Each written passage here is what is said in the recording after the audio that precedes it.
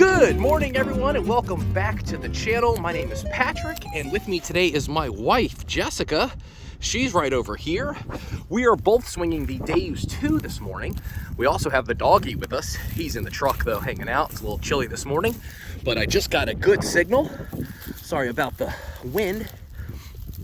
But 86, it was ringing up on the Deus, and that to me looks like a button. So let's pop it. Look at that impression there. Oh, look at that shank and tap. Oh, wait a minute. That looks like that is a smashed two-piece button of some kind. Oh, that is a World War I. That is a World War I or II cuff button. I have never dug a World War I cuff button with the shank intact, so we will take that this morning. It's about 44 degrees. It's going to get to about 50 today.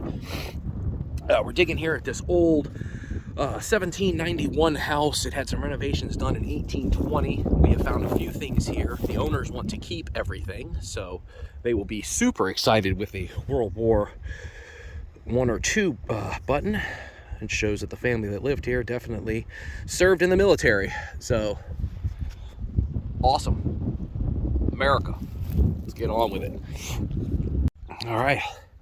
It's been just a couple minutes since the last target, that little World War I or II cuff button. I've wandered down into the backyard. Just got a great signal, 91. Got down to it and I can see some... I'm not quite sure what it is, but I think I might know what it is. I think it might be a barrel tap. I called for Jessica to come over, and I want her to listen to it before I pull it out. Move my machine out of the way and get her to come and listen to it. She wants to swing right over the hole, not down in it, just over the top. Can you hear it? Nice and loud, right? Yeah, I think it's a barrel tap, babe. And it was deep, and it is big, and it is a huge piece of brass. That's exactly what it is. Oh, yeah. Look at that.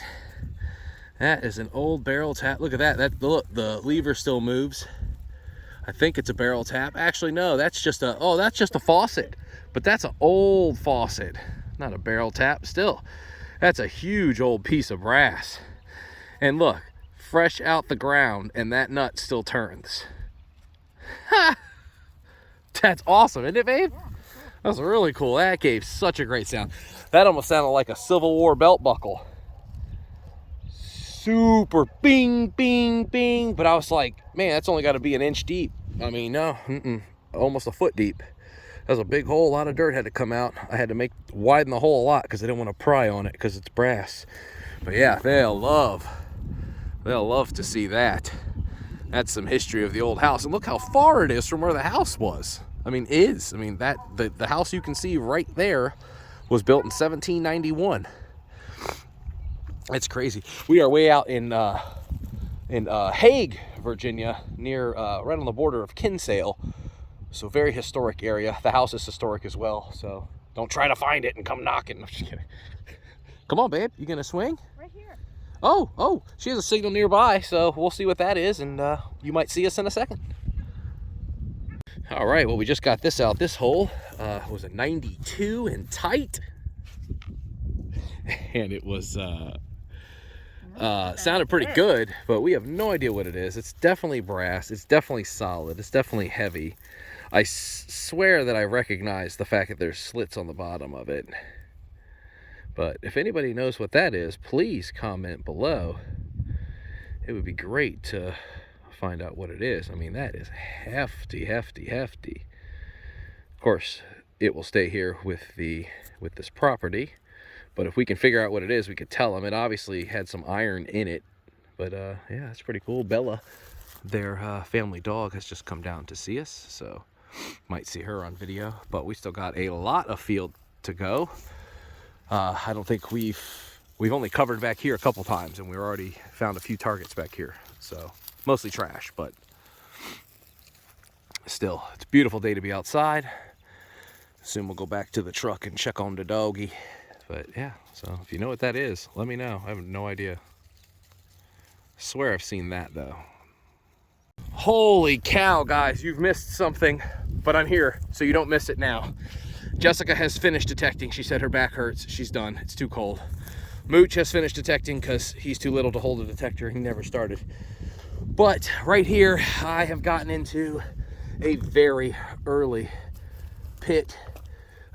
Couple of pipe stems come out so far. No pottery yet, just some oyster shells and some bone. But it feels like it goes much deeper. There's not too much color to show, but if I scrape back, you'll see there's some, gotta gently pry them apart. Oyster shell there. There's some bone, oyster shell, some nails or signals everywhere. We'll have to definitely use the detector over top of it, but over top of the pile. But I'm gonna keep going through here. We don't have much longer today, so this might be one of those situations where we cover it back up. I'll grab a couple of the flags out of the truck and mark it so that we know, and hopefully we can get back here probably next weekend even and really open this up and dig it out and sift it and get it all done in one day. But depending on how far I get today, I'll probably go grab the probe just to check around here, because if there's one trash pit, there's probably others. And depending on how deep or wide this goes, it could just be a main big one. But yeah, so I'm gonna continue and we'll see what happens. Right, babe? Mm-hmm. It's gotten warm now. Mm-hmm. Feels good. Okay, so, it's been about 40 minutes since the last clip and I've gotten that much further. I also went and got my probe.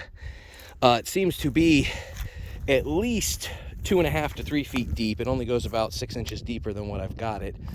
But it seems to be almost, I mean, maybe 8 by 10, 8 by 8. There's stuff as far as where my detector is, straight over, and then back to the shovel and back over to my wife over this way. But so far the hole, just the usual suspects, some bricks and rocks, a ton of oyster shells, and some jawbones with teeth still sticking out of them, and a few bits of pottery, some pipe stems, which I think are, I'm gonna say are pretty old. I mean, they have a pretty good size hole in it. But we'll check all that later. I definitely want to come back and finish it up. Looking in the hole, you can see the color and the oysters. Oh man, it is just, I mean, it's just loaded. I mean, you can't, let me show you real quick, that you can't, I mean, it's hard to shovel in the wall because they're so packed. So it's taking time that I don't have today, but it's amazing that I found it. A little piece of iron got me into the hole, and underneath it, I could see what looked like, a little bit of ash. So I stuck my trowel in and felt a little crunch, and well, that's how it happens. That's how it works. You can see how far we are behind the main house, which is not this building. It's the one right behind it. And that was built in 1791. But I definitely think this for sure, I mean, this could be 1791 for sure, but I think they were here a few years before that and might have had a structure back over here. There's also a hot spot right up in the front over there, so there could have even been a even earlier structure. But that tells me we need to probe all around here, so I'm gonna get it filled in. I've got my flags. I'll go ahead and mark the flags low to the ground so it's not super obvious from, we don't want anybody from the road going, hey, what are those flags back there, and digging our hole without us, because the landowners want to keep everything found, so they will get all of this. I'm gonna pick up most of this stuff and put it in I think I gotta go grab a box. There's probably something right there at his shed, but yeah, I'm gonna get to that, and I might come back on here and do a clip at the end when I've got it all closed up here in about 5 or 10 minutes, but yeah, if not, we'll see you in a few minutes. All right, all done, all cleaned up, and like it never even happened, I scraped some straw from some different spots and put it over, and then I like to bend over my flags and put them right against the ground so they're nice and tight. You bend it past 45 degrees, so when you stick them in, they stay super tight. That's not going to go anywhere. They're not going to get lost. And also, I'll pretty much know exactly where it's at anyway, but I would like to mark it so that we don't forget where to come back. So definitely look out for part 2 of this video. We'll go over our finds real quick. I'm gonna go put everything on the table for them, and well, we're getting to see you guys next time on The Shank is Intact. Bye-bye.